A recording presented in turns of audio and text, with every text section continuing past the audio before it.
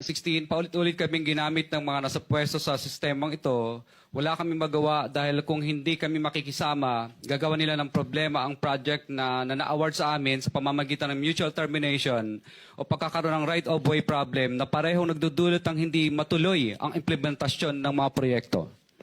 Matapos naming manalo sa mga bidding, may mga opisyal mula sa DPWS ang lumalapit sa amin para humingi at kumuha ng bahagi niya sa halaga ng proyekto. Ang hinihingi nilang porsyento ay hindi bababa sa 10% at umaabot pa sa 25% na naging kondisyon upang hindi maipit ang implementasyon ng kontrata. Ito ay binibigay namin sa kanila ng cash. Ang bawat transaksyon ay may karampatang voucher at ledger na nagsasaad ng mga araw at kung kailan nila ito natanggap.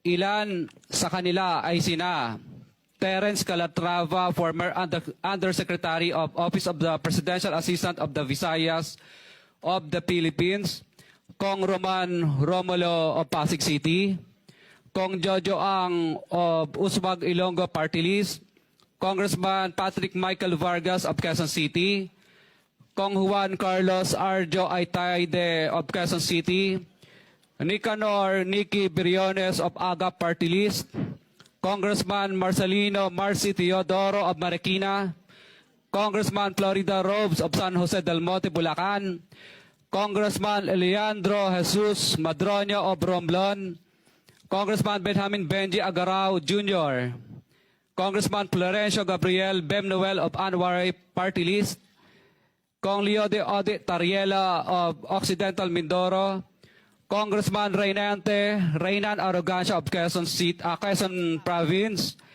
Kong Marvin Rillo of Quezon City, Kong Teodoro Haresco of Aklan, Kong Antonieta Yudela of Zamboanga, Sibugay, Kong Dean Asisio of Caloocan, Kong Marivic Pilar of Quezon City. 21. Mayroon ding mga kinatawa ng ilang politiko na nakikipagtakbo sa amin upang manghingi ng porsyento kapalit ng mga porsyento ng mga proyekto. Ang mga porsyentong ito ay 25% ay ipinipilit sa amin bilang karaniwang kalakaran na wala akong kakainang tanggihan.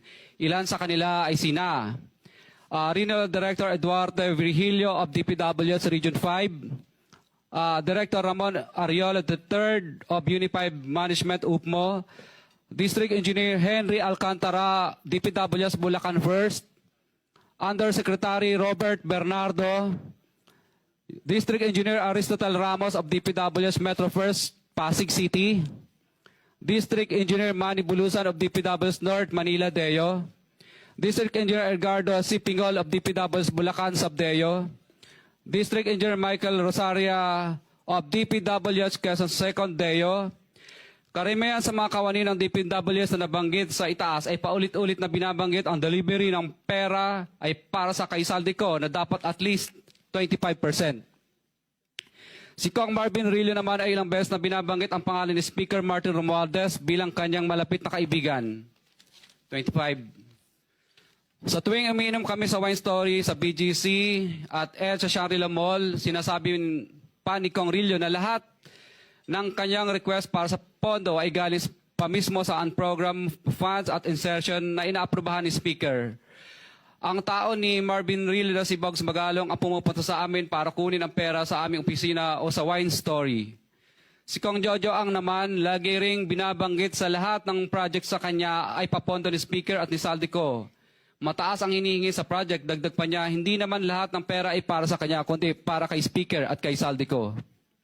Sa lungsod ng Pasig naman, lumapit sa akin ang DPWS Project Engineer na si Angelita Garucha para kolektahin ang parte ni Kong Roman Romulo sa flood control projects noong 2022.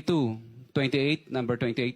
Pagdating ng 2025, si District Engineer Aristotle Ramos ang sumunod na nagpakilala na bagman ni Kong Roman Romulo kung saan 30% ang kanyang hiningi ay para kay Kong Roman Romulo. Sinabihan ko kay D.E. Ramos na masyado namang mataas, ngunit sinabi niya na walang magagawa dito dahil pondo ito galing sa unprogrammed funds at insertion galing sa taas. Sa ilang pagkakataon, ang mga politiko na personal na inabutan ng halaga ayon sa hinihingi nilang porsyento mula sa proyekto Ang pagbabayad na ito ay hindi naman kagustuhan kundi isang hakbang na ginawa namin dahil sa matinding panggigipit. Ilan sa kanila ay sina Kong Antonieta Yudela kasama ang kanyang asawa,